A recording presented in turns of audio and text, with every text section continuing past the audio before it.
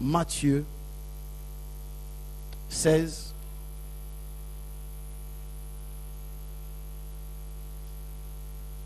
Ce matin, quand je suis arrivé ici, le tout premier chant qu'on a chanté m'a tellement bouleversé parce qu'au fait, vous savez, le plus grand secret, c'est que ce matin, pendant que j'étais en train de prier, j'étais en train de demander à Dieu si réellement la parole qui m'a mis à cœur depuis pratiquement quelques jours, le jeudi, j'ai eu cette parole, je disais, Seigneur, est-ce que c'est cette parole que tu veux que je puisse communiquer à ton peuple? Et j'ai dit ce matin au Seigneur, je demande une chose, tu me donnes un signe que parmi le chant que la louange chantera, qu'il y ait un chant qui cadre avec mon message.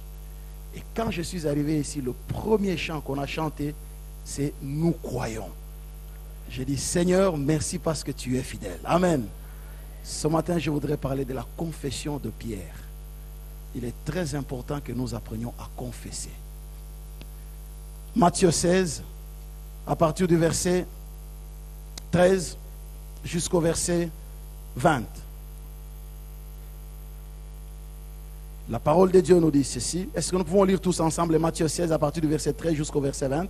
Lisons tous ensemble, lisons, confessons la parole de Dieu, lisons. Jésus étant arrivé dans le territoire de Césarée de Philippe, demanda à ses disciples, qui suis-je au dire des hommes, moi le Fils de l'homme? Ils répondirent, les uns disent que tu es Jean-Baptiste, les autres Élie, les autres Jérémie ou l'un des prophètes. Et vous, leur dit-il, qui dites-vous que je suis? Simon-Pierre répondit, tu es le Christ, le Fils du Dieu vivant. Jésus reprenant la parole lui dit, tu es heureux, Simon, fils de Jonas, car ce ne sont pas la chair et le sang qui t'ont révélé cela, mais c'est mon Père qui est dans les cieux. Et moi, je te dis que tu es Pierre, et que sur ces rocs, je bâtirai mon église, et que les portes du séjour de mort ne prévaudront point contre elle. Je te donnerai les clés du royaume des cieux. Ce que tu lieras sur la terre sera lié dans les cieux, et ce que tu délieras sur la terre sera délié dans les cieux. Alors il recommanda aux disciples de ne dire à personne qu'il était le Christ. Amen. Amen, amen. Ce matin, bien-aimé, je voudrais parler bien, comme je l'ai dit tout à l'heure, de la confession de Pierre et notamment de quelques leçons essentielles à tirer au sujet de la vérité déclarée par Pierre. En fait, la confession, c'est une déclaration. La confession, c'est une profession. Et nous voyons dans le texte que nous venons de lire tout à l'heure ici, l'apôtre Pierre a fait une déclaration, je peux dire, une déclaration téméraire. Une très forte déclaration, compte tenu de l'environnement dans lequel il évoluait. C'était vers la fin de la 3e année du ministère de Jésus. Vous savez, Jésus sur terre, il n'a fait que 3 ans et demi de ministère. Et pendant les 3 ans et demi, Jésus s'est attelé à faire un travail acharné. Notamment, tout le temps que Jésus a passé, pendant les 3 ans et demi, il a passé tout ce temps-là en train de former les 12 disciples. Ils étaient à un certain moment nombreux, c'était un grand cercle. Avec le temps, ils ont diminué jusqu'à atteindre le 12. Et Jésus est resté avec le 12. Et le 12 qu'il est resté avec, Jésus a pris le temps de le former. Il a pris le temps de les enseigner. Il a pris le temps de leur donner l'information utile. Parce que Jésus connaissait son sort. Et Jésus connaissait très bien sa mission. Il savait qu'il n'était pas venu sur terre pour y rester pendant longtemps. Il savait qu'il est venu sur terre juste pour un temps donné et qu'il allait retourner auprès du Père. C'est ainsi que Jésus, parmi la mission, l'une des missions pour laquelle il est venu sur terre, c'était former les 12 disciples. Et après les avoir formés, il va maintenant partir pour dire, voilà, j'ai fait ce que je pouvais faire. Voilà, même quand il était à la croix, Jésus a dit que tout est accompli. Certains disent toujours tout est accompli, c'est-à-dire que la guérison et tout, c'est vrai. Mais le plus grand accomplissement de Jésus, c'était le fait qu'il a laissé les 12 disciples bien formés. Et il a dit que maintenant, je peux m'en aller en paix. Vous savez, le souci de tout parent, c'est de former son enfant, de lui donner le nécessaire, tel que même après lui, même en son absence, que l'enfant sache se prendre en charge et que l'enfant sache comment il doit gérer ce qu'on lui a laissé, ce qu'on lui a laissé comme héritage. Et Jésus a pris justement ce temps-là de former le disciple. Il a formé le disciple pendant 3 ans et demi. Et au bout de la 3e année, Jésus arrive à Nazareth là où il a prêché la parole. Mais son propre peuple, ses propres frères, ils n'ont pas cru. Et Jésus était même étonné de l'incrédulité de ses propres frères. Il dit, mais ce n'est pas possible. Ils disent, mais non, nous voulons que tu fasses un miracle. Il dit, non, non, non, non, non, non. Même si je fais un miracle, je vois vos cœurs. En fait, c'est pour vous dire qu'en fait, Dieu ne fait pas le miracle pour le plaisir de le faire. Dieu fait toujours le miracle pour un but précis. Parce qu'il y a des gens qui disent, Seigneur, il faut que tu fasses un miracle pour que je croie. C'est faux. Il y a des gens qui ont marché avec Jésus. Ils ont mangé le poisson. Ils ont mangé du pain. Et ce n'est pas n'importe quel pain. Ce n'est pas le pain ou le poisson que mon épouse prépare. Non, non, non, non, non. C'est un poisson préparé du ciel. Ils en ont mangé, mais ils l'ont abandonné. Donc le miracle ne nous attache pas à Christ. Alléluia. Le miracle ne nous attache pas à Jésus. Il y a des gens qui viennent évidemment dans l'église parce qu'on leur a dit non, viens, écoute, tu auras un miracle, tu seras guéri. C'est vrai. Dieu dans sa souveraineté, il guérit. Mais j'aimerais vous dire que la guérison la plus importante dans la vie de l'homme, c'est la guérison du cœur. Parce que tu peux être guéri dans ton corps. Si ton cœur n'est pas guéri, rassure-toi que tu souffriras sans pour autant souffrir dans la chair. Parce que la pire des souffrances, c'est la souffrance de l'âme. Il arrive à Nazareth, tout droit vers Jérusalem, parce que c'est à Jérusalem là où Jésus effectivement devait être crucifié. En passant par la Judée, Jésus rencontre, il parle à ses disciples. Il dit, voilà, je voudrais un peu savoir quelle est l'opinion des gens sur ma personnalité. Quelle est l'opinion des gens au sujet de ma présence au milieu de tout ce peuple ici. Ils ont mangé, ils ont bu, il y en a qui ont été guéris, il y en a qui ont été délivrés, il y en a qui ont connu des situations extraordinaires. Mais j'aimerais quand même avoir un feedback. Je voudrais avoir un retour, que je sache tout ce que je fais là, à quoi ça a servi. Et le disciple, ils ont commencé à donner des différentes réponses. C'était comme un sondage. Hein. Vous savez que nous sommes habitués actuellement, nous sommes habitués à des sondages. On vous dit, voilà, on a fait les sondages, on a dit que voilà, dans la ville de Liège, il y a plus de taux de mortalité, il y a plus d'assassinats dans la ville de Liège parce que, bon, on fait un sondage. Ok.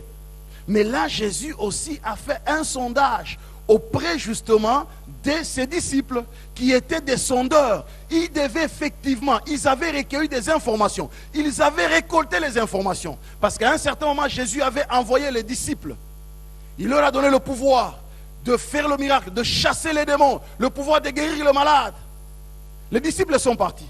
Ils arrivent là effectivement, ils ont chassé les démons, ils ont guéri les malades, ils ont ressuscité les morts, ils sont revenus vers Jésus. Ils ont dit, mais maître, c'est extraordinaire. Vous savez quoi? Mais on a vu effectivement les démons en train de courir dans tous les sens. Les malades ont été guéris et les morts ont ressuscité. Jésus dit, ah, c'est extraordinaire. Je voyais aussi Satan tomber du ciel comme de l'éclair. Mais il dit, attention, ne vous réjouissez pas parce que les morts sont ressuscités. Ne vous réjouissez pas parce que les démons vous ont obéi. Mais réjouissez-vous parce que vos noms sont inscrits dans le livre de la vie. Alléluia. Donc c'est ça votre plus grand bonheur, votre plus grande joie. Vous devez d'abord avoir l'assurance que vos noms sont inscrits dans le livre de la vie. Et voilà que le disciple, pendant qu'ils étaient justement en train de parcourir tout le pays, faisant le miracle de gauche à droite, ils étaient en contact avec le monde. Ils étaient en contact avec l'entourage. Et pendant qu'ils étaient en contact avec l'entourage, certainement, ils apprenaient des choses sur Jésus. Ah, c'est vous les disciples de cet imposteur-là. Ah là, ils étaient meurtris dans leur cœur. C'est pas possible. Tous ces miracles qu'on est en train de faire par le maître, mais regarde comment on les traite. Et par ailleurs aussi, ils arrivaient quelque part, on dit, ah, extraordinaire, on vous applaudit. C'est vous les disciples de Jésus. Ah, nous sommes contents, venez, venez, venez, nous vous accueillons chez nous. Donc, quelque part, ils étaient mitigés. Tantôt, ils étaient tristes, tantôt, ils étaient heureux. Parce que quelque part, quand vous entendez, on parle du mal de votre famille quelque part, ça vous attriste toujours. Et quand vous entendez, on parle du bien de votre famille, vous avez la joie. Et surtout, moi, si tu parles du mal de ma mère, tu mourras sur ton dos. Alléluia. Et là, effectivement, c'était le maître. Vous vous rendez compte, ils apprenaient des choses. Mais parfois, ils étaient très tristes de voir tous, connaissant que le maître est venu pour faire du bien aux gens, mais la manière dont on les traite, la manière dont on est en train justement de le caricaturer, eh bien, ils devaient être très tristes. Je n'aimerais pas partager un tel sentiment. C'est difficile. Mais c'est un sentiment parfois que nous partageons dans nos vies tous les jours. Et les disciples étaient face à une telle situation. Et ils reviennent vers le Seigneur. À un moment, ils devaient avoir justement les feedbacks. Il leur pose maintenant la question. Il dit, au dire des hommes, c'est-à-dire le peuple, les gens, l'entourage, la population, qu'est-ce qu'ils disent à mon sujet? Voilà, il s'élève. Voilà, non, les gens ils disent que tu es Jean-Baptiste. Non, les autres disent que tu es Jérémie. Oh, les autres disent que tu es Élie. Oh, mais il y en a d'autres qui disent que tu es l'un des prophètes. Jésus n'a pas du tout récusé leur réponse. Mais Jésus dit non, non, voilà. Ces réponses, ok, ça va, ça va déjà. Mais, et vous là, vous les 12, que dites-vous que je suis? Parce que c'est ce qui m'importe. Je suis venu pour faire un travail au milieu de ce peuple nombreux, mais je me rends compte que, je comprends, mais ce qui m'importe le plus, c'est d'abord vous là, vous le 12. Quelle est votre opinion au sujet de ma personnalité? Alors là, Pierre s'élève. Il a fait une déclaration. Normalement, un juif, s'il fait une telle déclaration, c'est très dangereux. Pierre s'élève comme étant les porte-paroles, comme dans d'autres cas. Pierre s'élève, il dit, tu es le Messie. Tu es le Fils du Dieu vivant. Alléluia. Vous savez, si Jésus a été crucifié, c'est parce qu'on l'a accusé, on disait que non, il se déclare comme étant le Fils de Dieu. Donc un juif déclaré, et surtout la religion juive, c'est une religion monothéiste, et un juif déclaré que Jésus est le Fils du Dieu vivant, eh bien, j'aimerais vous dire qu'il faut oser. Et Pierre, porte-parole de 12, il a exprimé effectivement l'opinion des 12. Il a dit, voilà, maître, peu importe ce que les gens diront, je m'en fous. Qui m'écarte de la synagogue parce que je déclare que tu es le Fils de Dieu.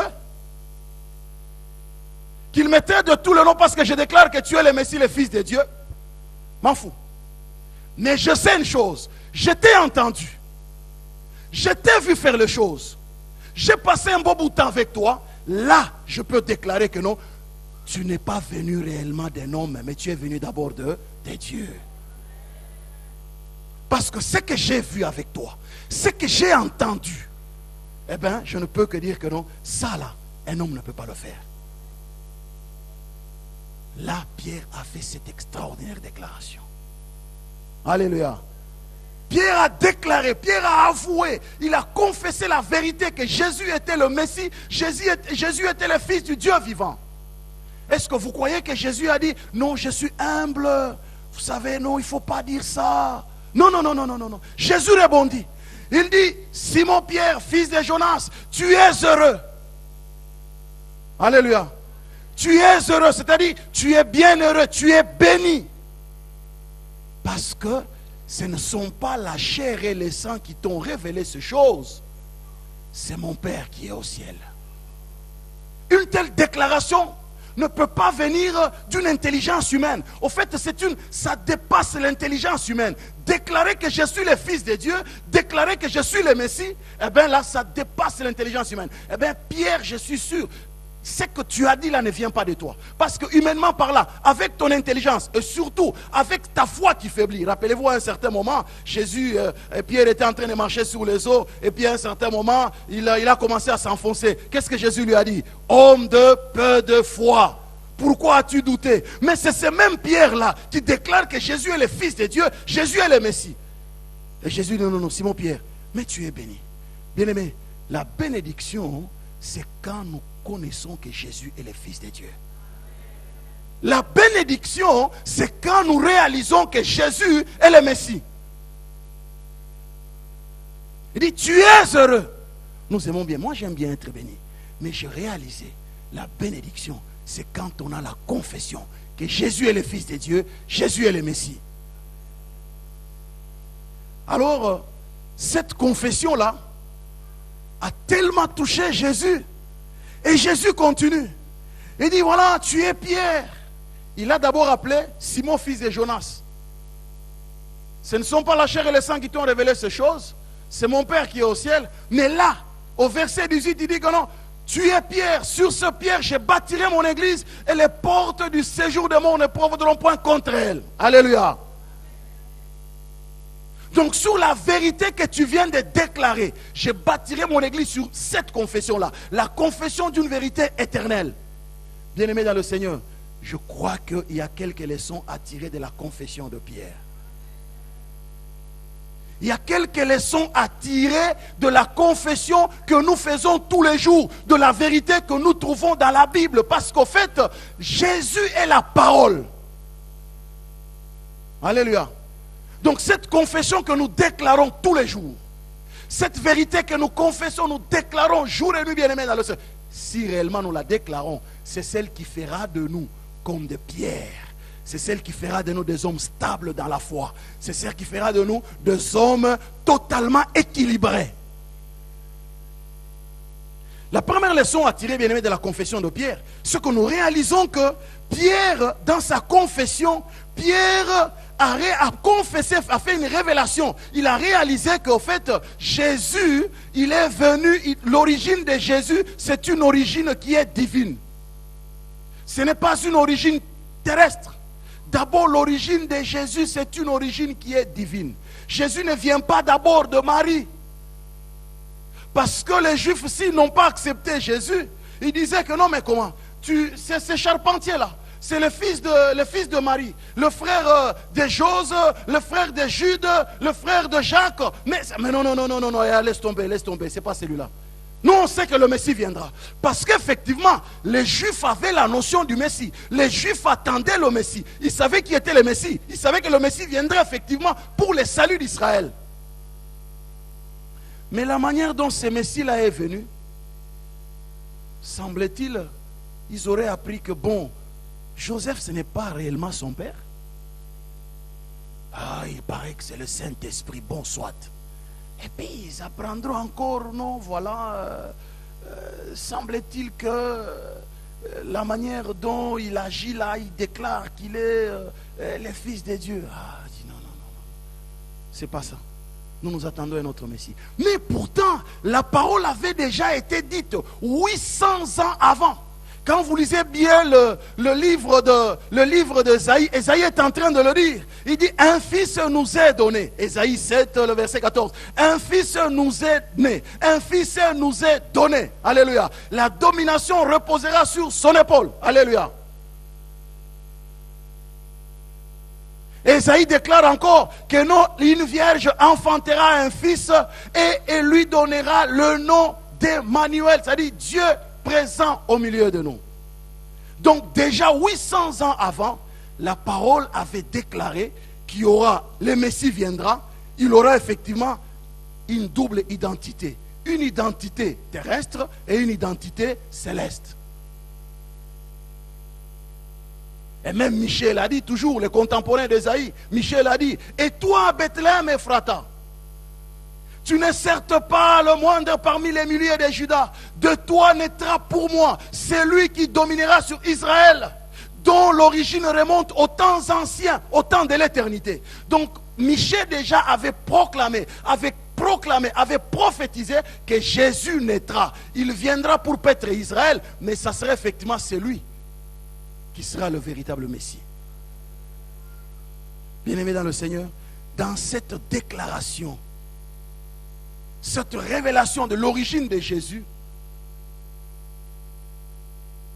l'autre Pierre a fait réaliser qu'il ne tient pas compte de l'opinion courante des gens. Alléluia.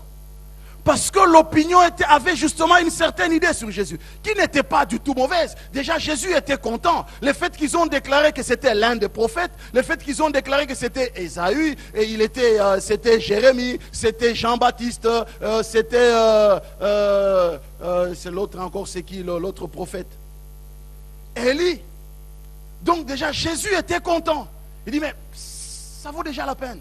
Il y a déjà la foi commence déjà à entrer parmi ces gens. Parce que si quelqu'un, au fait, même la Bible nous dit qu'il a fallu d'abord que le précurseur vienne. Il fallait que Élie vienne avant que le Messie ne vienne. Donc pour eux, Jésus n'était pas le Messie. Jésus, c'était l'un des prophètes qui devait justement précéder le Messie. Donc dire que Jésus déjà, c'était un des prophètes qui devait précéder le Messie, c'était déjà quelque part une petite dose de foi. Jésus a dit, ok, c'est bon. Mais ce qui lui a intéressé, c'était le feedback des 12. Mais la déclaration de Pierre ne tenait pas compte de l'opinion publique. Parce que si Pierre devait tenir compte de l'opinion publique, après le sondage, vous savez que le sondage nous change. Hein? Il suffit qu'on dise que non, voilà, en tout cas ces produits-là, à Liège, 80% consomment ces produits-là. Tu iras les consommer sans pour autant tester qu'il est bon ou pas. Parce que tu as appris que 80% consomment ces produits. Alléluia. C'est ça les sondages. Non, tel a été voté par 50%. Et toi, tu n'as pas quelqu'un pour voter. Tu vas les voter parce qu'en fait, on a essayé de modeler. On a essayé de façonner ton opinion. Au fait, les gens qui font les sondages, ils façonnent les opinions de la population. Donc déjà, Pierre pouvait avoir une opinion façonnée et une opinion modélée. Mais malgré cela, Pierre n'a pas tenu compte de l'opinion courante dans la population, soit disant qu'il était un Messie, soit disant qu'il était un prophète, soit disant qu'il était Jérémie et autres. Pierre n'a pas tenu compte de l'opinion courante. Pierre a tenu compte de la révélation venue du ciel. Bien-aimés dans le Seigneur, j'aimerais vous dire que tel que vous êtes ici ce matin, les gens ont toujours une opinion sur vous. Que vous le voulez ou pas. Les gens ont toujours une opinion sur vous. Les gens disent toujours des choses sur vous. Et surtout ici en Belgique, j'ai constaté que les gens ne parlent jamais en face. C'est toujours quand tu tournes le dos. Dans les milieux du travail, c'est toujours quand tu tournes le dos. On ne te parle jamais comme ça en face. Je ne sais pas pourquoi. Mais ce qui importe, bien aimé dans le Seigneur, ce ne sont pas les opinions des autres. Les opinions des autres risquent de te détruire. Parce que si Pierre pouvait suivre l'opinion de la population, il s'écarterait du Messie. Il s'écarterait totalement du Messie. Mais Pierre s'est concentré et il a reçu la révélation venue du ciel, la révélation divine pour dire que non, Jésus était le Messie, il était le Fils du Dieu vivant. Mais quelle est ton opinion sur Jésus? Quelle est ton opinion sur ta propre vie? Parce qu'il arrive qu'on n'a même aucune opinion sur soi-même. Et quand on apprend ce que les gens disent sur notre dos, nous nous étonnons, nous sommes surpris. Quelle est ton opinion sur le Seigneur? As-tu appris quelque chose sur toi parce que les gens ont raconté? J'aimerais te dire ce matin, les opinions des hommes ne sont pas aussi importantes que l'opinion de Dieu. Les gens parlent, ils parleront toujours. Surtout nous ici. Tu viens d'un village dont le nom n'est pas très bien connu. D'une famille dont le nom est inconnu. Il n'y a que ton arbre généalogique qui connaît l'affaire. Vous pensez que les gens ne parleront pas? Les gens parleront et parleront toujours. Mais je fais comme Pierre. Alléluia. Parce que les gens, leur rôle, c'est de toujours parler. Et Satan, son rôle, c'est un accusateur. Il est là toujours pour accuser. Parfois, vous savez, il y a des gens qui jouent le rôle du diable. Ils accusent quelqu'un qui s'est déjà repenti, qui est déjà en bonne relation avec Dieu, mais il continue à porter une opinion sur lui comme s'il vient toujours de pécher.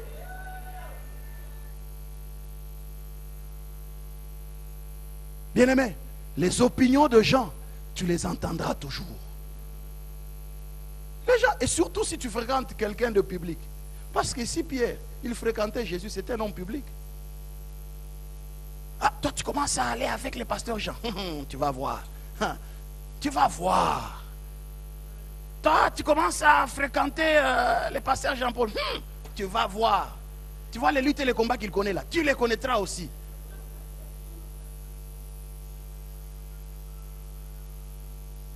Alléluia. Les gens parleront toujours. Mais je sais une chose. Je compte sur l'opinion que Dieu a sur moi. Et cette opinion-là, il n'y a que moi qui la sais. Il n'y a que moi qui la connais plutôt. Il n'y a que moi qui sais ce que Dieu est pour moi. Il n'y a que moi qui connais ma relation avec Dieu. Je peux être farceur même en face de mon épouse. Mais Dieu, il connaît ce qui se trouve dans mon cœur. Donc quand je marche, les gens parlent, je me dis continue à parler. Parce que je sais que là au ciel, Dieu est en train de témoigner de moi aux anges. Il a dit un jour à Satan, as-tu vu mon serviteur Job? Job était sur terre, il ne savait pas que Dieu était en train de parler de lui. Il ne savait pas que Dieu avait une opinion sur lui. Et cette opinion, il ne l'a pas donnée à n'importe qui, il l'a donnée à Satan. As-tu vu mon serviteur Job? Et Satan lui dit, je sais, hein, c'est parce que tu l'as béni. J'aimerais vous dire que Job était attaché à Dieu parce qu'il avait la révélation de Dieu dans sa vie. On lui a tout arraché, il a continué à s'attacher à Dieu. Alléluia. Les opinions, on les aura toujours. Il faut éviter de vouloir suivre ce que les gens disent. Il y a les gens qui ont quitté parfois l'église parce qu'il a entendu quelqu'un dire. Si Pierre devait écouter tout ce que les gens étaient en train de dire sur le Messie, il allait l'abandonner depuis longtemps. N'abandonne pas. Qu'est-ce que les gens disent? Quand je me suis converti, j'ai entendu des choses. Hein. On a dit, oh là là, c'est quoi ça? Il est fini, ce gars. Non, il est fini. Il dit, mais toi, tu commences à aller dans les églises là où on endorme les gens. Toi, tu commences à aller dans les églises là où on est en train d'escroquer les gens. Là où on demande tout le temps la dîme, l'offrande. Tu vas là-bas. J'ai dit, mon gars, l'orange que j'ai goûté là, toi, tu ne l'as pas goûté. Il faut que tu la goûtes pour que tu saches comment elle est bonne. Tu ne peux pas parler de mon Seigneur que tu n'as pas goûté. Il faut que tu le goûtes. Pierre a dit, as-tu goûté combien le Seigneur est bon? Si tu n'as pas goûté une orange, tu ne sauras pas si elle est bonne ou elle est aigre. Alors je les ai laissés parler. Parce que je sais, j'ai goûté. Et comme j'ai goûté, j'ai senti que c'est bon. Je m'accroche. Ils peuvent dire tout ce qu'ils veulent dire. Ils peuvent avoir des opinions. Non, non, on vous escroque, ce n'est pas un problème. Mais j'étais perdu. Et le Seigneur m'a sauvé. Je m'accroche à lui. Alléluia. Donc vous voyez bien, mais confessez ce qui vient de Dieu et non ce qui vient des hommes. Continue à dire, Seigneur, je sais que tu as dit, j'aurai ceci. Ouais, voilà, mon directeur a dit ça. Voilà, tu sais, on a dit ça au travail. Non, en tout cas, on a dit que le chômage. Mais les on là, c'est qui? Si Pierre devait suivre les on, il quitterait Jésus. Mais Pierre a écouté ce qui venait du ciel. Alléluia. Bien-aimés, écoutons l'opinion céleste. Qu'est-ce que Dieu dit à mon sujet? Qu'est-ce que Dieu dit à propos de telle situation? Qu'est-ce que Dieu dit à propos de ma famille? Qu'est-ce que Dieu dit à propos de telle situation? Qu'est-ce que Dieu dit à propos de ceci et de cela? Qu'est-ce que Dieu dit? Quelle est l'opinion de Dieu? Et là, je peux dire, Seigneur, si toi tu l'as dit, parce que toi tu es la vérité, je m'accroche à toi. Les opinions, on les entendra toujours. À nous d'être sages. La confession de Pierre bien-aimé dans le Seigneur, il y a une autre leçon à tirer, c'est que cette confession a montré que les disciples ont cru que Jésus était plus qu'un homme. Donc le fait que Pierre a confessé que tu es le Messie, tu es le Fils du Dieu vivant, au fait Pierre était en train de dire que non, les gens sont en train de dire que tu es un prophète, tu es Élie, tu es Jean-Baptiste, tu es Jérémie. Mais non, non, non, non, non, non, non, non, non. Tu es plus excellent que ceux-là. Tu es aussi excellent que Jean-Baptiste, Élie et Jérémie. Tu es tellement excellent que je peux oser déclarer devant le monde que tu es réellement le Messie et le Fils du Dieu vivant. Tu es plus qu'un homme. Au fait, c'était la confession de foi. Vous savez, tout à l'heure ici, nous avons lu notre confession de foi. Alléluia. C'était une confession de foi. Déclarer, confesser que Jésus est le Messie, il est le Fils du Dieu vivant, eh bien, il faut réellement avoir la foi en lui pour pouvoir le dire. Dans les cas contraires, tu ne le dirais pas. Donc, cette confession de Pierre a montré que le Pierre ainsi que tous les disciples ont cru que Jésus est plus qu'un homme, il est Fils de Dieu, il est même Dieu. Et là, c'est Pierre a déclaré que Jésus avait une double identité. Parce qu'il dit premièrement, tu es le Messie. Deuxièmement, il dit que tu es le Fils du Dieu vivant. Et pourtant, Jésus-Christ lui-même, à un certain moment, il dit que qu'est-ce que les gens disent au sujet du Fils de l'homme? Pas au sujet du Fils de Dieu, au sujet du Fils de l'homme. En fait, Jésus-Christ, lui, il aimait bien, hein, plus de 80 fois dans les évangiles, il se nomme comme étant le Fils de l'homme. Mais là, il dit non, non, non, non. Maintenant là, je voudrais savoir votre opinion. Pierre dit non, non, non, non. Tu es tellement humble, je te connais. Tu es tellement humble que toi-même tu t'appelles Fils de l'homme. Mais je sais que tu es plus qu'un Fils de l'homme. Tu es le Messie, tu es le Fils du Dieu vivant. La première identité, bien-aimée, c'est cette identité qui est tout à fait humaine. Cette identité qui est tout à fait terrestre. Parce qu'au fait, Jésus lui-même, il connaissait, il savait qu'il était le Fils de l'homme. Il avait une identité qui était terrestre parce qu'il était le Fils de Marie. Et en tant que Fils de Marie, il est né en chair, n'est-ce pas? Nous sommes en train de le déclarer ici dans notre confession de foi. Il est né en chair comme nous. Et venant en chair comme nous, Jésus devait goûter à la vie humaine pour nous montrer, nous les hommes, qu'il comprend notre douleur, qu'il comprend nos soucis, qu'il comprend nos angoisses, qu'il comprend nos tracas. Ne peut résoudre ton problème que celui qui te comprend mieux. Et Jésus devait effectivement venir au milieu de nous pour nous comprendre et pour nous faire réaliser que non, il compatit à notre souffrance. Là, c'est une identité qui est tout à fait terrestre. Ou si jamais quelqu'un, on lui disait que non, voilà, Jésus était le Messie, il dit, ah bon, Jésus, non, moi je connais son identité. J'ai vu l'autre fois, il brandissait son identité. Ah, tu connais son identité? Oui, oui, je connais bien son identité. Qui il est? Il dit, voilà. Il est le fils de Marie. Il est né à Nazareth. Sa mère, c'est Marie. Son père, c'est Joseph. Profession, menuisier, charpentier. Et les Juifs avaient justement cette identité dans leur tête. Non seulement dans leur tête, mais ils ont vécu avec Jésus sous cette identité-là. Pour eux, le Messie ne devait pas venir sous une identité humaine. Il fait le miracle. Malgré le miracle qu'il a fait, on leur pose la question, dit, oh, non, c'est le fils de Marie. mais ses frères Jacques, Jose et Jude ne sont-ils pas au milieu de nous? Et même ses sœurs sont au milieu de nous. Comme pour dire que non, mais non, non, non. Le Messie ne devait pas être un humain. Ça devait être quelqu'un d'au-delà de lui. Ça devait être quelqu'un de miraculeux, d'extraordinaire. Lui là, non, non, non, non, non, non. Ce n'est pas de la manière dont le Messie devait venir ici sur la terre des hommes. Donc, sous cette identité-là, bien-aimés dans le Seigneur, les Juifs, effectivement, ont prouvé, la plupart, ils ont montré leur incrédulité vis-à-vis du Messie, alors qu'il était présent au milieu d'eux. Il a marché au milieu d'eux. Il a fait le miracle. Mais malgré cela, ils ont brillé par montrer qu'ils étaient incrédules. Vous savez quoi?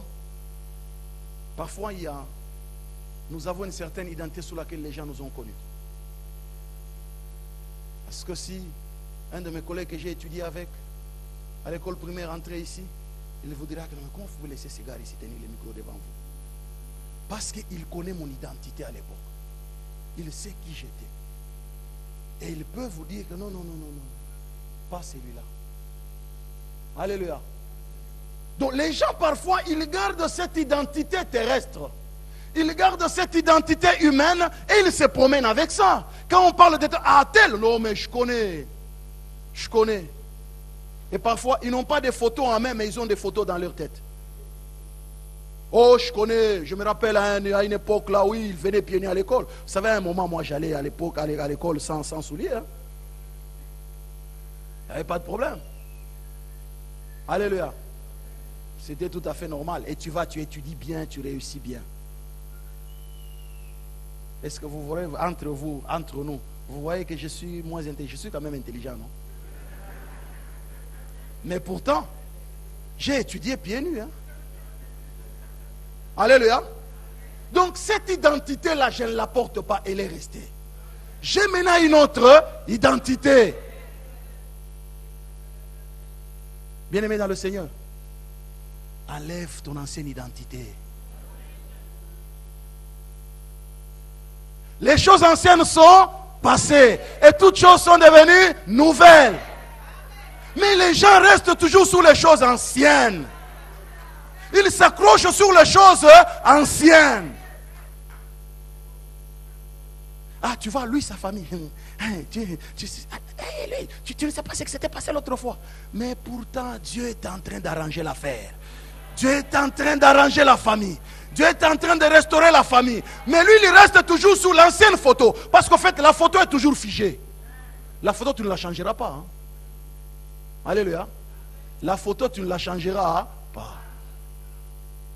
C'est un de mes amis vient. Vous savez, à l'époque, parfois, quand on venait nous tirer les photos noir-blanc, tu faisais comme ça. Et tu es pieds nus, avec une culotte trouée. Alors, il vient, il vous montre la photo, il dit, votre regard là qui vous prêche, regarde sa photo. Vous pensez que ça va changer quelque chose à moi? Non, j'ai déjà une autre identité.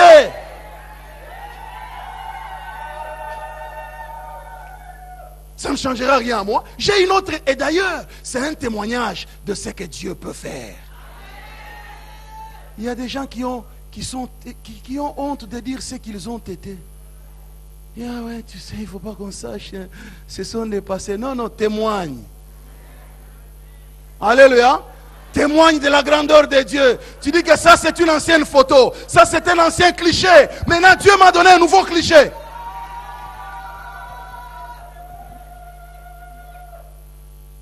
Fils de charpentier. Mais Pierre a dit non, il n'est plus le fils de charpentier. Il est le Messie, le fils du Dieu vivant. Bien-aimé, nous n'avons pas un Dieu mort, nous avons un Dieu vivant. Il a le regard sur moi. Ce qui est passé là, laisse tomber. Alléluia. Laisse tomber. Quelle est l'opinion que Dieu a sur toi? Dieu a dit que tu es misérable. Mais alors pourquoi tu dois être misérable? Quand tu te rappelles de la manière dont tu avais fait souffrir. Oh, tu sais, cette tante-là, vraiment, j'avais souffert avec elle. Laisse la tante tranquille. Alléluia. Accroche-toi maintenant à Jésus. Laisse-la tranquille. Elle a passé son époque. Tu es maintenant dans une nouvelle époque avec Jésus. Bien aimé, si les gens pouvait avoir la révélation de ta nouvelle identité, dans l'église, il n'y aurait plus de critiques. Tu vois lui, hein? Il était parti, hein? Tu sais, la sœur là, tu l'as vue? Toi, tu ne la vois pas, mais il pointe la sœur avec les lèvres.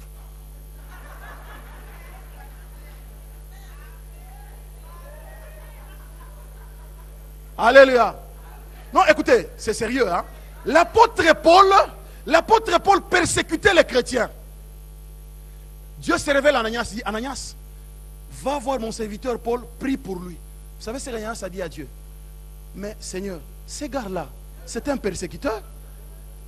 Dieu lui dit, non, non, je l'ai choisi. Alléluia. Au fait, Ananias avait l'ancien cliché de Paul.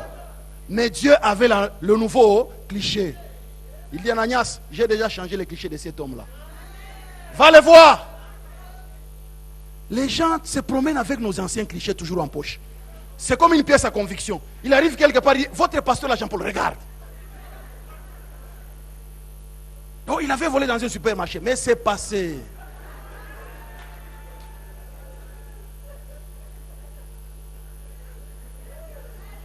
Alléluia. Bien-aimé, l'identité céleste, c'est ce qui nous importe. Arrête avec ton ancien cliché là. Focalise-toi sur le Seigneur. Ils étaient là. Les charpentiers. Ah non, non, non, non. Les fils de Marie. Ah non, non, non. Mais c'est le frère de Jacques. Ah non, non, non. C'est celui qu'on dit les méchants. Ah non, non, non, non. C'est le frère de Jude des choses. Ah non, non, non, non, non, non. Mais pourtant, il avait une identité céleste. Alléluia. Il avait une identité céleste. Bien-aimé dans le Seigneur, je sais que Dieu a déjà changé les choses dans ta vie. Laisse les gens parler des anciens. Vous savez, Satan sait comment nous rendre soucieux. Il prend toujours l'ancienne photo là. Il vient avec, il brandit sur la table.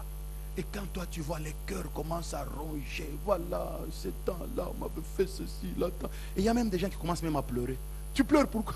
Je me rappelle la tante. Mais laisse la tante. Et parfois la tante est déjà morte. Alléluia. Mais souviens-toi du Seigneur. Dieu a déjà changé les choses. Marche sur ce que Dieu a déjà accompli dans ta vie.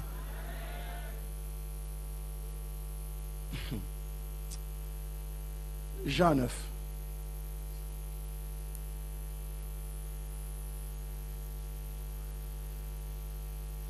Oh non, vous voyez, lui, il était, maintenant il n'est plus. Oh, vous voyez, lui, il fut. Oui, il fut, maintenant il n'est plus. Il y a des gens qui viennent toujours avec les passés dans notre vie. Ils conjuguent toujours leur verbe au passé, leur verbe au passé. Écoute, sois présent parce que Jésus a dit que je suis. Alléluia. Il dit, je suis la vérité. Je suis la lumière du monde. Alléluia. Je suis le présent. Mais il y a les gens qui viennent toujours avec les passés. Et les passés parfois nous attristent. Ils conjuguent toujours leur verbe au passé. Parfois, quand ils évitent les passés simples, ils ont des passés composés. Jean 9.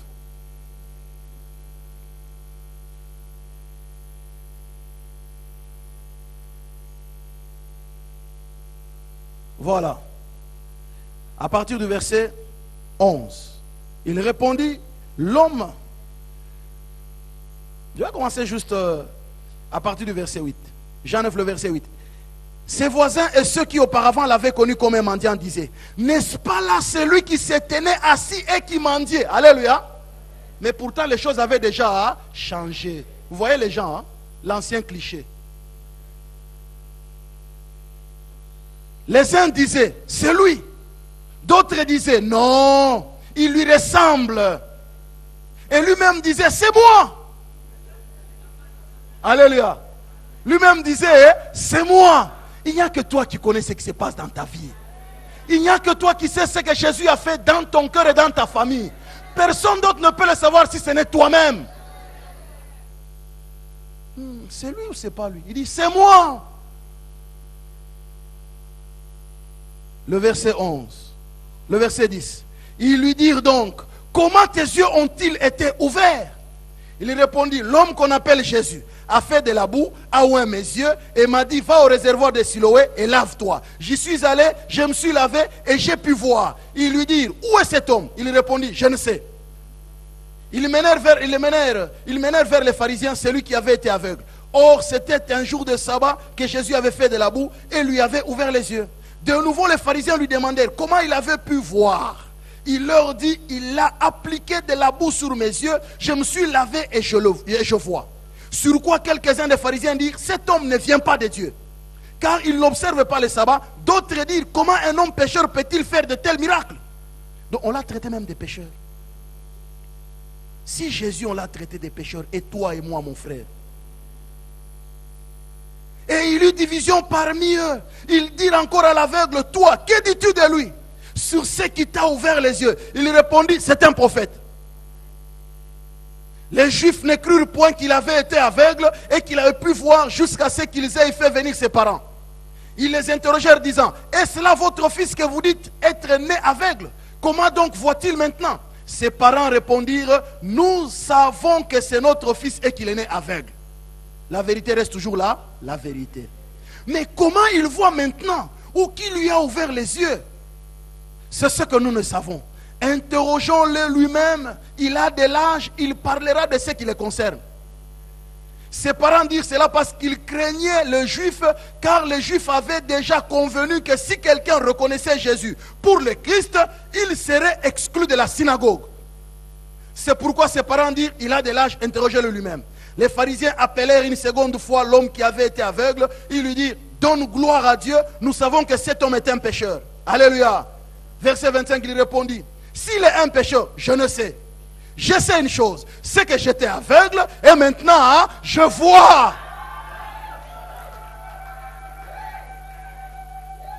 Alléluia.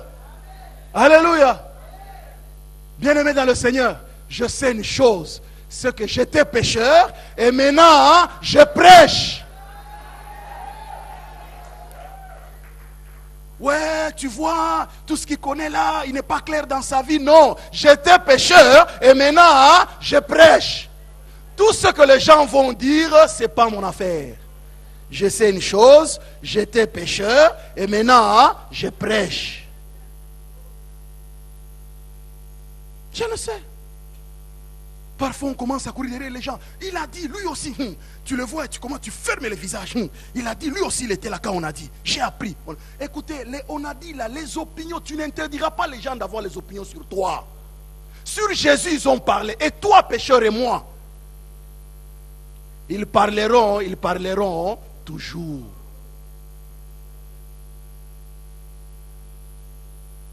Alléluia. Or c'était... Il dit, on est au verset 24. Il répondit, s'il est un pécheur, je ne sais. Je sais une chose, c'est que j'étais aveugle et que maintenant je vois. Il lui dit, que t'a-t-il fait? Comment t'a-t-il ouvert les yeux? Il leur répondit, je vous l'ai déjà dit et vous n'avez pas écouté. Pourquoi voulez-vous l'entendre encore? C'est extraordinaire, hein? Il y a des gens qui viennent toujours vouloir savoir, mais comment tu as acheté cette voiture? Tu as vraiment acheté. Mais je t'ai dit que Dieu m'a béni. Il oublie. 3 jours encore, il vient. Toi vraiment, tu m'étonnes. Comment tu as acheté ta voiture ici? Oh. Mais je t'ai déjà dit. Tu veux toujours que je continue à te le dire? Je ne peux pas faire une prédication sur ce que Jésus a fait dans ma vie. Alléluia. Le verset 27, il répondit, je vous l'ai déjà dit, vous n'avez pas écouté, pourquoi voulez-vous l'entendre encore? Voulez-vous aussi devenir ses disciples? Ça c'était le sommet. Parce que la manière dont vous me traquez pour que je vous raconte ce qui s'est passé, j'ai comme l'impression que vous voulez changer, vous voulez devenir ses disciples. Parce que si vous ne voulez pas devenir ses disciples, vous allez les laisser. Vous savez, quelqu'un qui n'a pas d'importance, on ne s'occupe pas de lui. Alléluia. Alors, il y a des gens qui m'étonnent. Ouais, tu sais, ça m'étonne. On ne parle que de moi dans cette danse. Quelque part, tu es important. Parce que Parce que quelqu'un qui n'est pas important, on ne peut pas parler de lui. On nous jette la pierre qui est sur un arbre qui porte des fruits mûrs. Quand les gens disent, lui, sa famille, tu as vu lui. Donc, Dieu est en train de faire des choses sur ta famille. Dieu est en train de se bousculer là où c'est dit, cette famille, je dois la restaurer.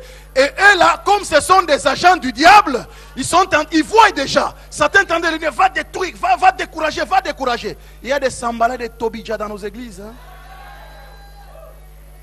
Ministère de découragement. Le verset 28. Vous savez, ils refusent d'être les disciples. Vous savez, quand les gens te traquent, tu ne parles pas. Tu restes toujours sur la parole. Ils vont maintenant commencer à t'injurier. Maintenant, tu auras les injures en face. Tout droit comme ça, ils t'injurient en face. Pour voir ce que tu vas faire. Vous voyez le verset 28. Ils l'injurièrent et dirent, c'est toi qui es son disciple. Nous sommes disciples de Moïse. Nous savons que Dieu a parlé à Moïse. Mais celui-ci, nous ne savons d'où il est. Cet homme leur répondit, il est étonnant que vous ne sachiez d'où il est. Et cependant, il m'a ouvert les yeux.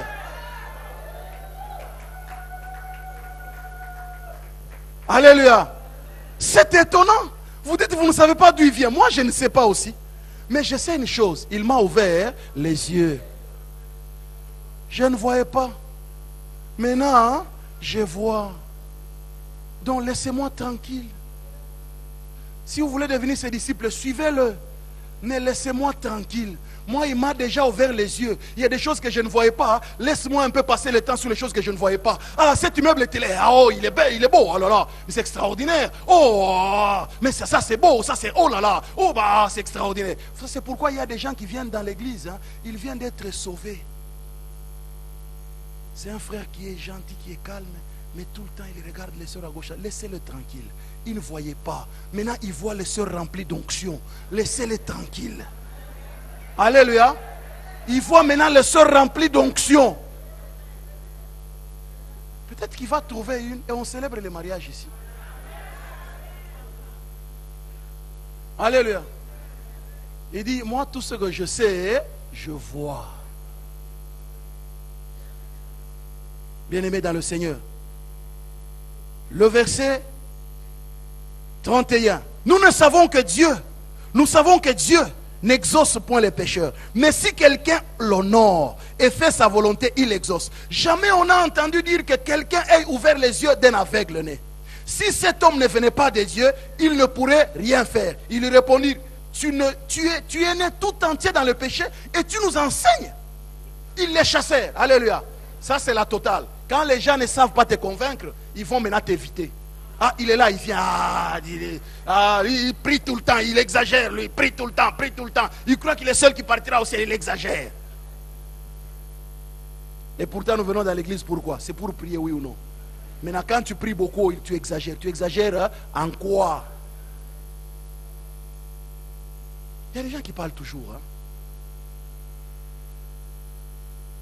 Tu as mangé le poisson, il parle. Tu as mangé la viande, il parle. Tu as mangé les légumes, il part. Tu as dormi à minuit, il part. Tu dors à 20 heures, il part. Ils parlent et ils parleront toujours. Ne suis pas. Occupe-toi de ce que Dieu a fait dans ta vie. L'aveugle dit non, cet homme ici, vous dites qu'il est terrestre, il est pécheur, c'est votre affaire. Mais moi je sais une chose. Non. Dieu ne peut pas exaucer un pécheur. Même si je ne voyais pas, mais j'entendais quand même. Dieu ne peut pas exaucer. Vous savez ce qui est arrivé? On l'a chassé de la synagogue. Ses parents ont refusé de témoigner. Hein, parce qu'ils ne voulaient pas qu'il soit chassé de la synagogue. Vous savez, il y a des gens qui refusent de confesser leur foi en public. Il arrive quelque part, on dit... voilà, moi, hier on a été à Télévision, toi tu étais où? On était en sortie là en visite. Il évite de dire qu'il était à l'église. Parce qu'il dit que non, on va se moquer. Ça m'a marré. Un de mes petits fioles un jour, on l'a amené à l'académie, alors sa maman lui dit que, ben écoute, tu prends un livre et tu lis en entendant quelle heure, en entendant l'heure. Et il s'est mis là, il dit, j'ai lu tous les livres que j'ai lus ici. La maman dit, non, mais tu as un Nouveau Testament, tu lis. Il dit, ah, j'ai honte. Vous regardez, un enfant de 8 ans, il a honte de lire un Nouveau Testament. Vous voyez dans quel environnement nous sommes. Alléluia. Vous voyez dans quel environnement nous vivons. Mais si tu ne confesses pas ta foi publiquement, si tu ne déclares pas, je ne dis pas que tu vas chanter aux gens, je suis chrétien, non, non, non, non, non. Mais au moins, si quelqu'un entre dans ton champ, tu lui craches en face que je suis chrétien. Alléluia. Que Jésus est mon Seigneur, que Jésus est mon Messie. Alléluia. Troisième chose, et la dernière, que nous voyons ce matin, c'est de réaliser que la confession de Pierre, c'est sur cette confession-là que l'Église a été bâtie. Alléluia. Jésus a dit que tu es Pierre, sur ces rocs, je bâtirai mon Église, et les portes de l'enfant ne prévaudront pas contre elle. Jésus était en train de, c'était au futur, je bâtirai mon Église. Il dit, tu es Pierre. Sur la confession que tu viens de faire. L'église sera bâtie sur la confession que tu viens de faire. C'est-à-dire, au fait, l'église sera une communauté, les gens qui auront confessé que je suis la vérité. Alléluia. Que Jésus est le Fils du Dieu vivant, que Jésus est le Messie. L'église sera bâtie sur cette vérité éternelle. Au fait, cette vérité éternelle sera le fondement même de l'église. Il dit, je bâtirai mon église et les portes de l'enfer ne prévaudront pas contre elle. Bien-aimé, l'église doit être bâtie sur la vérité. L'église doit être bâtie sur la confession, la vérité que nous déclarons, la vérité que nous proclamons jour et nuit. Eh bien, l'église doit être bâtie sur la vérité que Jésus est le Fils du Dieu vivant. C'est pourquoi nous proclamons notre confession 2 fois tous les jours. C'est pour que quand quelqu'un vient au milieu de nous, il réalise que nous croyons au Fils du Dieu vivant. C'est sur la confession, sur la vérité que l'église est bâtie. Et nous voyons à la Pentecôte, quand effectivement la première église a été formée, nous voyons effectivement Pierre comme étant un leader. Pierre, il fut le premier qui a prononcé un grand sermon. Les gens se sont convertis, plus de 3000 personnes se sont tournées vers le Seigneur. Pourquoi? Parce que Pierre savait que la vérité qu'il avait confessée, il devait continuer toujours à la proclamer dans sa vie. Il n'est pas dit que Pierre c'était quelqu'un qui ne pouvait pas chanceler dans sa foi. Non. Vous savez que Pierre avait régné le Seigneur. Pierre avait régné le Seigneur. Jésus est mort. 3 jours après, Pierre est revenu dans son métier. Il est allé pêcher. Jésus qui débarque, il ressuscite, il arrive au bord de la mer, il trouve Pierre en train de pêcher.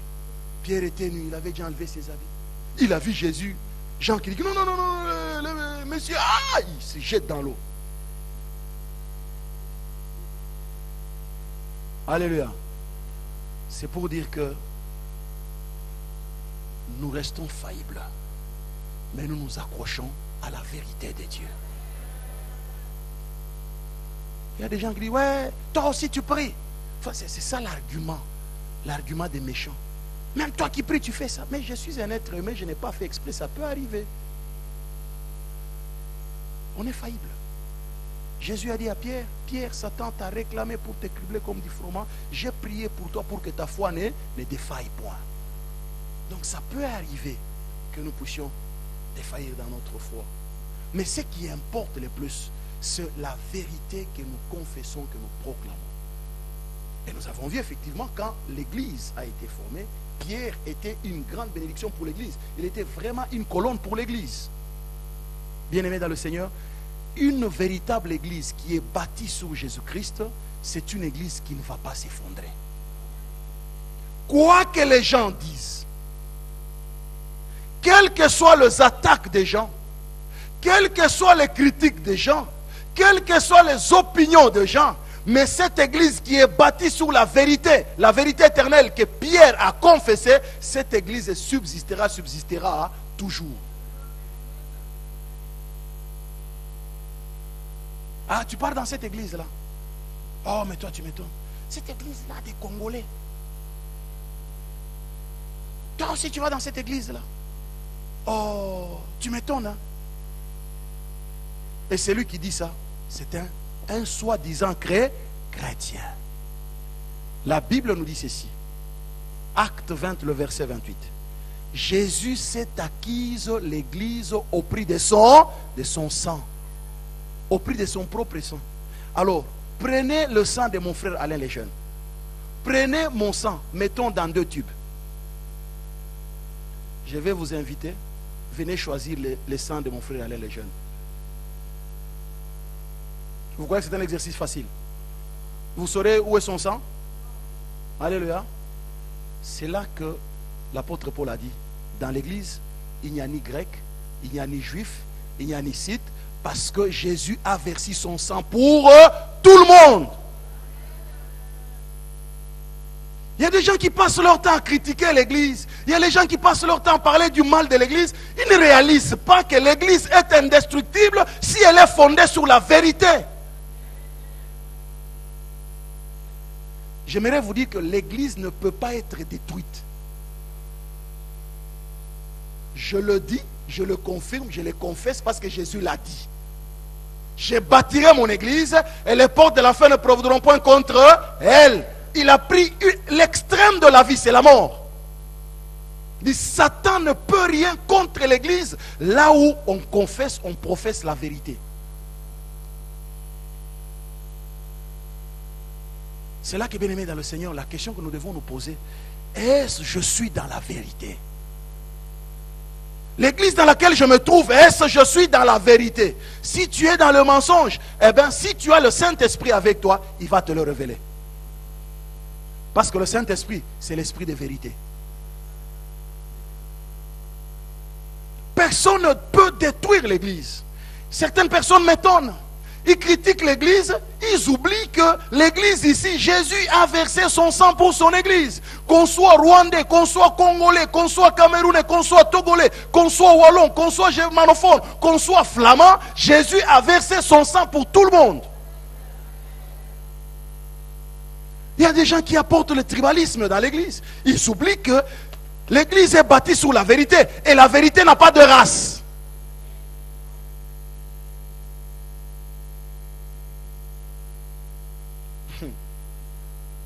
Vous savez, voici un petit garçon. Il est sur un bateau en train de jouer avec un GSM en main. Et à un moment, il y a eu un grand vent. Le bateau a commencé à bousculer. Vous savez, l'enfant, il croit que c'était un jeu. Le bateau a commencé à basculer dans tous les sens. Et 2 messieurs qui couraient parce qu'ils voyaient qu'ils étaient en danger. Ils vont vers le petit. Mais toi, tu n'as pas peur. Mais tu ne vois pas que on est en danger ici. Ah, le petit qui les regarde, un air un peu étonné. Il continue encore à jouer. Mais alors, il voulait passer. L'un d'eux dit, mais écoute, cet enfant est en danger. On doit le prendre parce que nous ne connaissons pas. Peut-être qu'il s'est perdu. Mais avec cette tempête ici, c'est dangereux. Il vient pour récupérer le petit. Le petit qui dit, messieurs, ne vous inquiétez pas. Le capitaine du bateau, c'est mon papa. Alléluia. Ne vous inquiétez pas. Le capitaine du bateau, c'est mon papa. Et j'ai le GSM en main. S'il y a un problème, il trouve que c'est dangereux, il m'appellera, il viendra me chercher. Donc, faites votre chemin tranquille. Alléluia. Dieu est notre Père. Et c'est celui qui a bâti l'église. Si Dieu a bâti l'église, c'est que personne ne peut détruire l'église. C'est là que le psalmiste a dit que j'aime le séjour dans la maison de l'Éternel. J'aime quand on me dit allons à la maison de l'Éternel. Il dit j'habiterai dans la maison de l'Éternel jusqu'à la fin de mes jours. Parce que je sais qu'au jour du malheur, il me protégera. Bien-aimé, la protection n'est nulle part ailleurs qu'à l'église. J'aimerais vous dire que les gens sont devenus instables. L'environnement actuellement est tellement instable, tout est en train de chavirer. Au point que les gens ne savent pas qui est en train de mener le bateau. Mais les gens ne peuvent que se tourner vers qui? Vers Jésus. Je vis avec La catastrophe nucléaire qu'il y a eu au Japon. Une dame qui a quitté la France après plus de 20 ans en France. Elle est rentrée. Elle a trouvé pratiquement toute sa famille décimée. Elle était en train d'invoquer les dieux, je ne sais pas, de la mer, pour lui demander pardon. Vous voyez, dans la catastrophe, les gens recherchent quelque part un Dieu qui peut le sauver. Alléluia. Mais nous sommes sauvés. Je crois que tu es sauvé. Parce que si tu es sauvé, tu es tranquille. Bien-aimé, je termine mon message en disant que si nous sommes dans l'église, cette confession-là de la vérité éternelle nous donne le pouvoir et l'autorité. Au fait, le pouvoir et l'autorité ne nous est pas donné parce que nous venons dans l'église, nous asseyons. Non, le pouvoir et l'autorité nous est donné parce que nous confessons Jésus comme étant notre Messie. Nous confessons Jésus comme étant notre Seigneur. La confession ne peut pas venir seulement de la bouche. La confession doit d'abord germer du cœur. C'est une affaire de cœur. Beaucoup de chrétiens dans nos églises de réveil, beaucoup de chrétiens, ils ne savent pas qui est Jésus pour eux. Ils ne savent pas qui est le Messie pour eux. Au fait, ils prennent Jésus comme quelqu'un, un garçon de course qu'on peut demander de faire quelque chose, il le fait. Donc quand je viens, je dis voilà, esprit de fatigue, au nom de Jésus, sort. Et l'esprit de fatigue sort. Donc Jésus c'est un garçon de course qu'on peut utiliser pour chasser l'esprit de fatigue. Et l'esprit de fatigue part. Jésus c'est un garçon de course qu'on peut dire que non, maintenant je suis en crise, viens me dépanner. Jésus n'est pas un dépanneur. Jésus c'est une vie. Jésus c'est une vérité. Jésus n'est pas un dépanneur. Quand il a dit il est le Messie, il est le Christ, le Fils du Dieu vivant, c'est qu'il est le Sauveur. Bien-aimés, nous n'acceptons pas une philosophie. Nous n'acceptons pas un système politico-religieux. Nous acceptons une personne, c'est Jésus. Et si nous avons Jésus dans notre cœur, nous avons l'autorité. Laissez-moi vous raconter une petite histoire. Un jour, Martin Luther King, il était tellement opprimé. Il avait tellement de l'oppression à cause de tout le traquage qu'il avait. Et à un certain moment, il était découragé. J'aimerais vous dire que l'oppression atteint même les grands serviteurs de Dieu. Et voilà, il rentre chez lui tellement désarçonné. Il entre dans la maison, il dort. Et la nuit, il sent une présence dans la chambre. Il dit c'est bizarre. Il continue à dormir. Il sent tellement une présence à un moment, il était obligé de soulever son rideau. Il se lève, il regarde. Effectivement, il a vu une personne. C'était Satan en personne.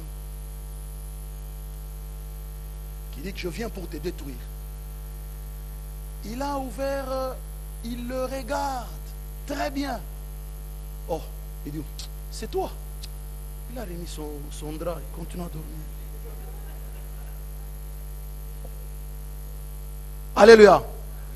En fait, il savait, hein, si Dieu est pour moi, qui sera contre moi? Mais nous ne savons pas, on commence à appeler Satan, Satan, sors au nom de Jésus. Non, non, non, non, non, non, non. Lui, il avait compris que non, Dieu est avec lui. Il dit que non, Satan ne peut rien sur lui. Vous savez, la peur c'est quelque chose. Hein. Un jour, mon épouse a acheté un diffuseur de bonne odeur. Alors ça fait du bruit. Tss. Moi j'étais dans la maison, j'étais seul. Je ne savais pas. Et puis à un moment j'entends. Tss. Bon, j'ai fait semblant, je continue à travailler, je fais ce que je faisais. Une deuxième fois, je sens. Tss. Vous savez ce que j'ai fait? Au nom de Jésus.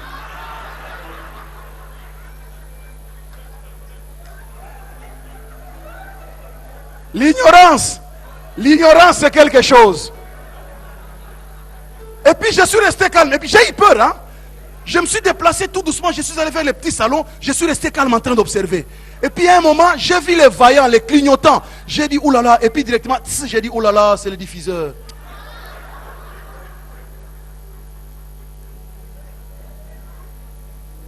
Alléluia. L'ignorance nous rend instables dans les combats spirituels. Quand tu es ignorant, tu es perdant dans les combats spirituels. C'est là que la profession de Pierre ici, c'était quelque chose de très fort. Pour dire que j'ai bâtiré ma vie sur la vérité. La vérité, c'est Jésus. Bien-aimé, quand tu as Jésus, tu ne craindras rien. Il dit, vous ne craindrez ni la flèche qui vole en plein midi. Alléluia. Il dit, vous ne craindrez ni le soleil qui frappe, ni la lune. Vous ne craindrez rien. L'Éternel est mon berger. Bien-aimé dans le Seigneur, la vérité, nous devons la connaître et nous devons la confesser.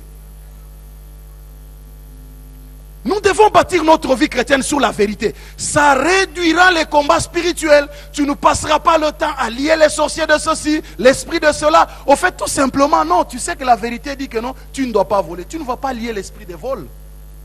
Tu as lu, tu dis que non, en tout cas, voler, c'est pas bien. Tu dis, ah Seigneur, c'est ta parole. Mais moi, le vol, c'est trop fort pour moi. Mais aide-moi. Mais en tout cas, j'ai fait un effort pour aider parce que c'est pas bon. Tu vas arrêter sans passer le temps dans les jeûnes et la prière. La vérité réduit les combats spirituels. C'est pourquoi nous devons bâtir notre vie sur la vérité, non sur la religion. La plupart, nous venons dans la masse, dans la religion.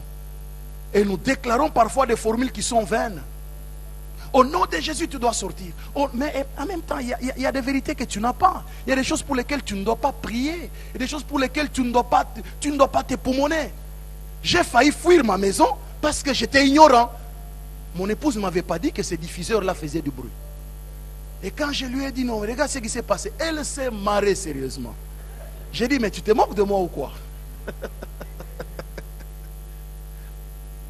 Alléluia. À cause de l'ignorance. Voilà pourquoi la plupart des chrétiens souffrent dans leur vie parce qu'ils sont ignorants. Mon peuple périt parce qu'il lui manque la connaissance. C'est là que Pierre a confessé la vérité sur Jésus. Bien-aimé dans le Seigneur, je conclue en disant que l'église devient un bunker où nous pouvons nous abriter parce que nous savons que l'église, c'est le lieu là où Dieu déverse sa grâce et sa bénédiction. Dit, j'habiterai dans la maison de l'Éternel jusqu'à la fin de mes jours. Il avait compris le secret. Alors, si tu as cette vérité-là, si tu vis dans l'église, j'aimerais te dire que ton problème, Jésus est dans ton cœur, Jésus n'est pas dans ta poche. Tu serviras Dieu avec tout ce que tu as. Il faut servir Dieu avec quoi? Je sais. J'étais en train de regarder hier une émission télévision. J'étais surpris de voir des millions qui augmentaient chaque seconde. Telle société donne 12 000 euros. Telle société donne 14 000 euros. Telle société donne 30 000 euros. Telle société donne 80 000 euros. Mais quand dans l'église on dit que, bien-aimés dans le Seigneur, nous devons donner pour que l'église soit un endroit viable. Ah, tu vois. Ah, Jésus, normalement, Jésus était pauvre. Jésus était pauvre. Qui vous a dit que Jésus était pauvre? Il y a des femmes qui les suivaient, qui l'assistaient de leurs biens. Quand on a la vérité, il y a des choses qu'on ne te forcera pas. Je vous dis que quand j'ai connu Jésus dans ma vie, personne ne m'a demandé de me faire baptiser. J'étais tellement touché. J'arrive dans une église, dans un séminaire. J'entends, on dit que non, voilà, les gens qui vont se faire baptiser, venez demain, après le séminaire, il y aura les enseignements et puis on va vous baptiser. Ce n'était pas mon église. Hein. Moi, j'ai pris dans une autre église. Je pose la question à quelqu'un, je dis, mais cette affaire de baptême ici, c'est comment? Il dit, non, non, toi tu n'es pas encore baptisé. Non, non. Il dit, mais tu vas te faire baptiser. Je suis allé voir les responsables de l'église. Non, non, je vais me faire baptiser. Il dit, frère, viens. Je suis allé là-bas le lundi. On m'a baptisé. Après mon baptême, je suis rentré dans mon église. Pourquoi? Parce que j'ai compris la vérité. Je me suis dit, il faut que je sois sauvé. Alors, il est étonnant de voir quelqu'un, il est dans l'église des années, il dit que non, il faut que Dieu me convainque pour que je sois baptisé. La conviction, elle ne viendra jamais. Parce qu'il est écrit que nous devons obéir. C'est un commandement. Tu attendras la conviction. Tu ne l'auras jamais. Et Jésus te trouvera dans la désobéissance et tu iras en enfer. Parce que là, c'est une désobéissance totale. Quand tu as la vérité, quand tu as Jésus dans ton cœur, il y a des choses qu'on ne va pas te forcer de faire, bien-aimé. Tu seras tellement heureux de pouvoir louer ce Dieu-là, de réaliser qu'il t'a sauvé, eh bien tu vas bâtir ta vie sur la vérité. Bien-aimé, ce qui nous manque dans nos églises, la vérité est un manque cruel au milieu de nous.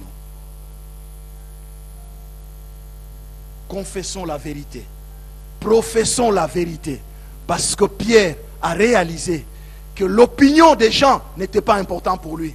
Que ce que les gens pouvaient avoir un cliché sur lui, sur les disciples, n'était pas important pour lui. Ce qui était important pour lui, c'était la vérité sur le Messie, et que Dieu bénisse sa parole. Amen.